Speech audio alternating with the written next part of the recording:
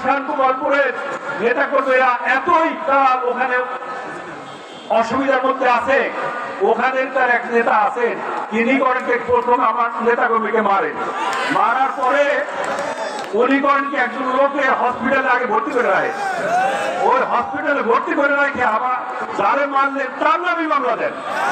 এই হলো ঈশান কুমারের লোক। ঈশান কুমারের লোককে মুক্তি দিতে হলে ভাই আগামী 7 তারিখ এটা হলো আমাদের ইগল মার্কায় ভোট দিতে হবে। ফরিদপুরের হসপিটালের চিত্র খুবই খারাপ। আমি মনে করি আপনারা যদি আমাকে নির্বাচিত করেন আমি ফরিদপুরের চিকিৎসা সেবা উন্নত করার চেষ্টা করব। সরকারি অনুদানের পাশাপাশি আমরা কয়েক ভাই আমরা কিছুটা অনুদান রাখবো যাতে ভালো চিকিৎসা হয় এবং ফরিদপুরে একটা মেডিকেল কলেজ করবো ইনশাআল্লাহ।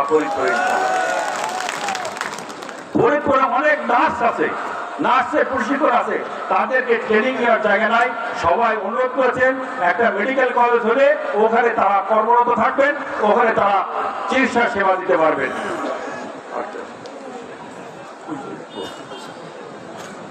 দ্বিতীয়টা হচ্ছে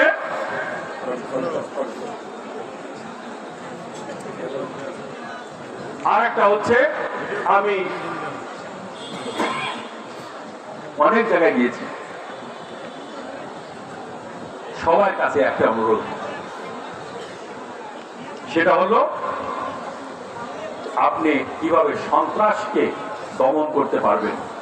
ভাই সব আমি কিন্তু নির্বাচনে দাঁড়াতে চাইনি। আমি যখন 11 জন গোলা ভাই বলেছেন 11 জন প্রার্থী ছিলাম,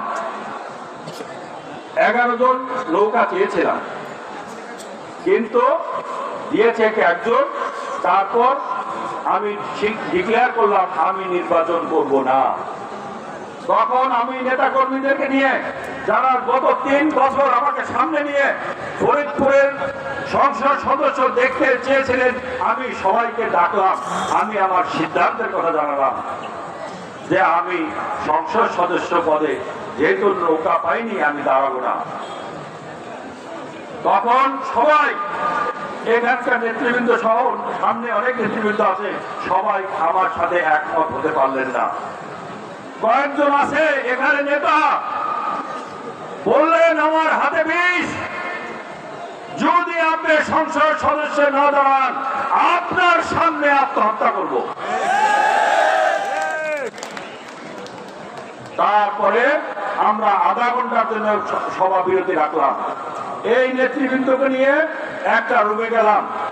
আমি আমার সিদ্ধান্তে অটল ছিলাম যে আমি নির্বাচন করব না, কিন্তু নেতৃবৃন্দ বললে না নির্বাচন করতে হবে। যখন তারপরে আমি না হলে বিকল্প কে, তারপরে বিকল্প চিন্তা করা হলো। তারপরে বলা হলো সলিউশন আসতে পারছিলাম। লেবি ভাই ফরিদপুর পৌর আওয়ামী লীগের সভাপতি ছিলেন, লেবি ভাই একটা সলিউশন দিলেন যে ভাই সবাই যখন চাচ্ছে আর মাঠের অবস্থা এই একটা দুর্ঘটনা যদি ঘটে যায় তার দায় দায়িত্ব আমাদের নিতে হবে, তাহলে আপনি নমিনেশনটা সাবমিট করে রাখেন, দরকার হলে 17 তারিখে উল্টো করে। ভাই সব আমি যখন 17 তারিখের পরে 18 তারিখে জনসংযোগ করতে যাই, বৃদ্ধ মানুষ যাদের বয়স 70 থেকে 75 আমাকে জড়িয়ে ধরে, তার মধ্যে একজন তো আমাকে জড়িয়ে ধরে কেটে ফেললো, বলল আপনার নাম শুনেছি, কখনো আপনার দেখার সুযোগ হয় নাই, ভেবেছিলাম ভোট দিতে যাব না, আপনি দাঁড়িয়েছেন এই কারণে ভোট দিতে যাব।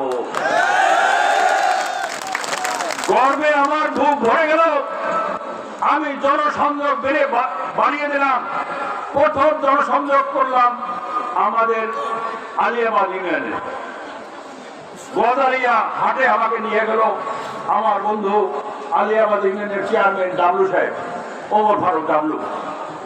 ওখানে একজন বৃদ্ধ এসে বললেন আপনার প্রতিষ্ঠানে আমার ছেলে চাকরি করে, শুনেছি আপনি বাজারে আসবেন, সে বেতন পায় 1,60,000 টাকা।